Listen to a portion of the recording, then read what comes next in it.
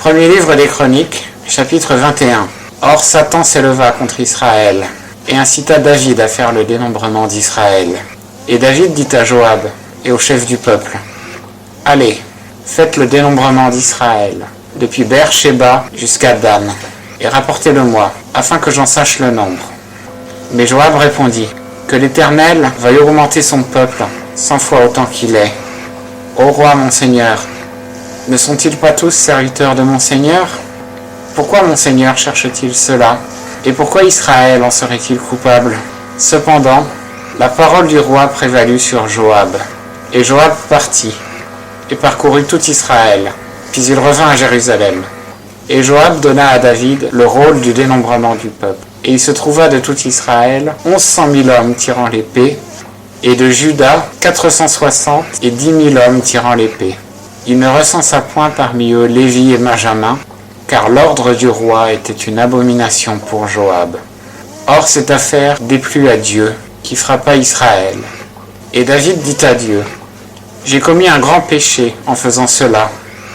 Et maintenant fais passer, je te prie, l'iniquité de ton serviteur, car j'ai agi très follement. » Alors l'Éternel parla à Gad, le voyant de David, en disant, « Va, parle à David, et dis-lui, ainsi a dit l'Éternel, j'ai 3 choses à te proposer. Choisis l'une d'elles, afin que je te la fasse. » Gad vint donc vers David et lui dit, « Ainsi a dit l'Éternel, accepte ou 3 années de famine, ou 3 mois de défaite devant tes adversaires, atteints par l'épée de tes ennemis, ou pendant 3 jours, l'épée de l'Éternel et la peste dans le pays, et l'ange de l'Éternel exerçant la destruction dans tout le territoire d'Israël. Vois maintenant ce que je dois répondre à celui qui m'envoie. » Et David répondit à Gad, « Je suis dans une grande angoisse. Que je tombe, je te prie, entre les mains de l'Éternel, car ses compassions sont en très grand nombre, et que je ne tombe pas entre les mains des hommes. » Alors l'Éternel envoya la peste sur Israël, et il tomba 70 000 hommes d'Israël. Dieu envoya aussi un ange à Jérusalem pour la ravager, et comme il ravageait, l'Éternel regarda et se repentit de ce mal, et il dit à l'ange qui ravageait, « Assez, retire maintenant ta main. » Or l'ange de l'Éternel se tenait près de l'aire d'Ornan, le Jébusien. Et David leva les yeux, et vit l'ange de l'Éternel se tenant entre la terre et le ciel, ayant en sa main son épée nue étendue sur Jérusalem. Et David et les anciens, couverts de sacs, tombèrent sur leurs faces. Et David dit à Dieu, « N'est-ce pas moi qui ai commandé qu'on fît le dénombrement du peuple? C'est moi qui ai péché et qui ai très mal agi. Mais ces brebis, qu'ont-elles fait?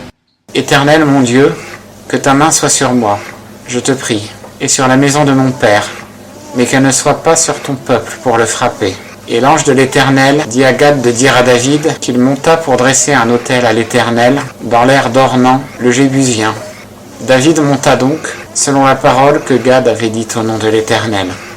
Or Ornan, s'étant retourné, avait vu l'ange, et ses 4 fils s'étaient cachés avec lui. Ornan foulait du froment. Et David vint vers Ornan. Et Ornan regarda, et ayant vu David, il sortit de l'aire, et se prosterna devant David, le visage contre terre.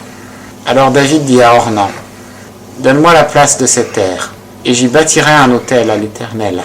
Donne-la-moi pour le prix qu'elle vaut, afin que cette plaie soit arrêtée de dessus le peuple. » Mais Ornan dit à David, « Prends-la, et que le roi mon Seigneur fasse ce qui lui semblera bon.